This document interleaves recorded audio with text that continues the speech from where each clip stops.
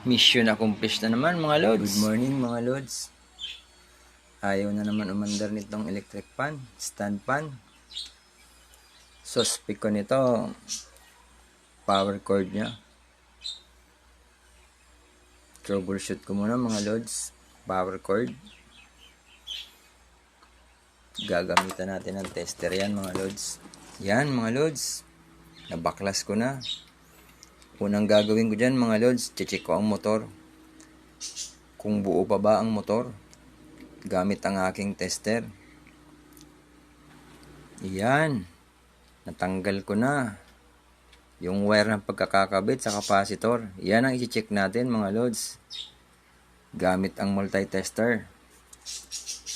Lagay lang natin sa times 10 mga lods. Kailangan pumalo siya mga lods para malaman natin buo ang motor. Eto, checkin ko mga lods. Naka times 10 na yan mga lods. Testing natin. Connect natin yung isang dulo ng tester. Yan mga lods. Kikita nyo mga lods, pumalo. Yan. Buo ang motor mga lods. Walang problema sa motor. Buo siya. Hanap naman tayo ng ibang cause ng hindi pag-andar nito mga lods.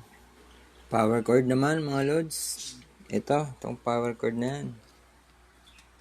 Kunin ulit natin kahit sa times 10. Then lagay natin yung isang test rod sa isang dulo ng power cord. Then yung isang test rod naman dito sa dulo ng kulay blue. Titingnan natin mga lods kung gumalaw yan. Hindi pumalo mga lods. I-reverse lang natin mga lods. Ilipat natin yung isang test rod. Na ilipat ko na mga lods sa kabilang side ng power cord. Check ulit. Yan mga lods, pumalo. Buo yung isang side ng power cord. Yung kabilang side naman mga lods. Putulin ko na itong mga lods para magka-open. Para matest natin yung kabilang side ng power cord. Nakakunik pa kasi dito eh. Yan. Ayan mga lods. Yung kabilang side ng power cord. Nakunik ko na. Ayan. Pumalo siya mga lods. Buo siya mga lods. Hindi sira ang power cord. Testing natin mga lods. Saksak natin dito. Ayan. Open na yun mga lods. Testing natin sa AC. Set natin to sa AC mga lods. 250.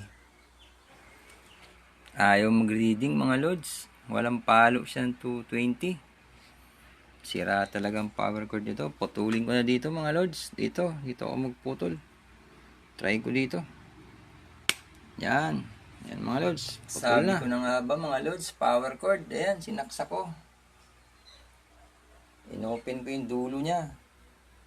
Live yan mga lods. Nakakabit yan. Nakasit tayo ng 250. Walang reading mga lods. Confirm. Power cord. Palit ng power cord mga lods. Wala akong mahanap mga lods na power cord. Ito muna mga lods. Kahuyin ko muna to. Hindi man to ginagamit tong ilaw na to. Gamitin ko muna ang cord nito. Okay na mga lods. Na-check ko na. Walang shorted. Kabilaan, chinek ko. Buo. Ipapait ko na yan dyan mga lods. Ayan mga lods. Napalitan ko na ng cord. Naibalik ko na rin ng maayos yung pinagbabaklas ko.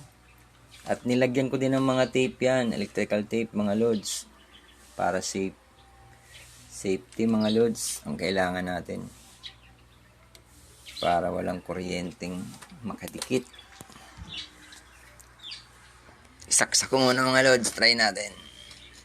Yan. Mission accomplished na naman mga lods. Pwede na namang mag-relax. 1-0 na tayo ngayong umaga. Thank you for watching.